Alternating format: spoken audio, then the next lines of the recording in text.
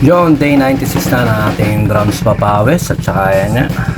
Sinusulit yun ng papawis habang mamaya maiinom na naman yata ako. Naklanto ko, dumating yung tropa ko sa Bulacan galing Bambansa, si Christian Akar. Yun, para welcome back.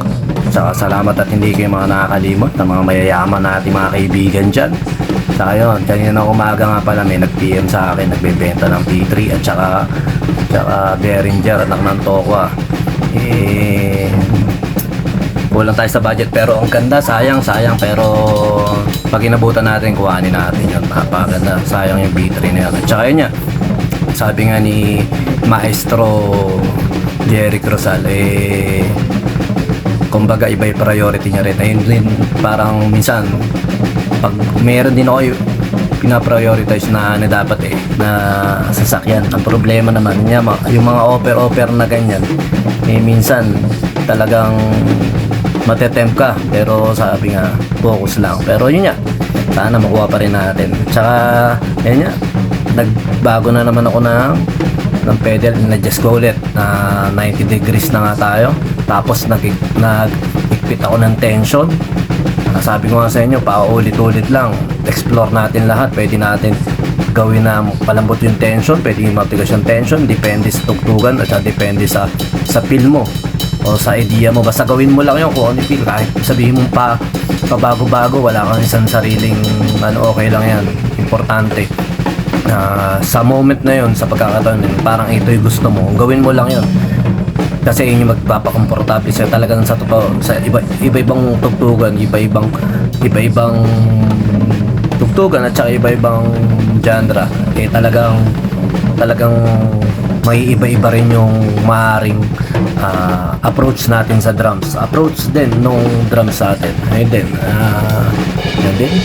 medyo malapit na tayo, day 96 na, konting-konti na lang.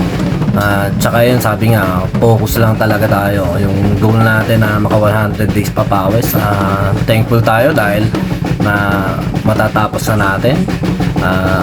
Isang sa akin to, isang achievement na rin to, kahit na maliit na achievement lang to, malaking bagay na rin sa akin to.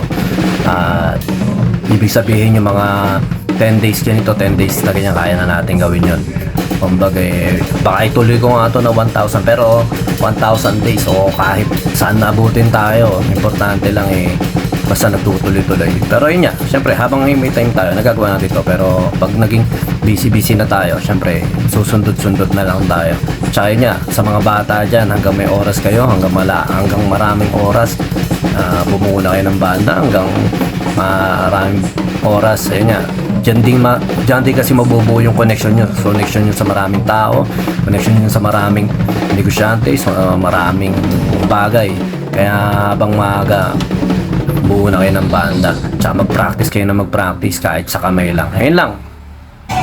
Yun, BGM Lights and Sounds sa mga tropa natin dyan na kailangan ng lights and sounds. Dyan, meron tayo rito. Chat na po sa basic setup natin dito sa Pande, Bulacan.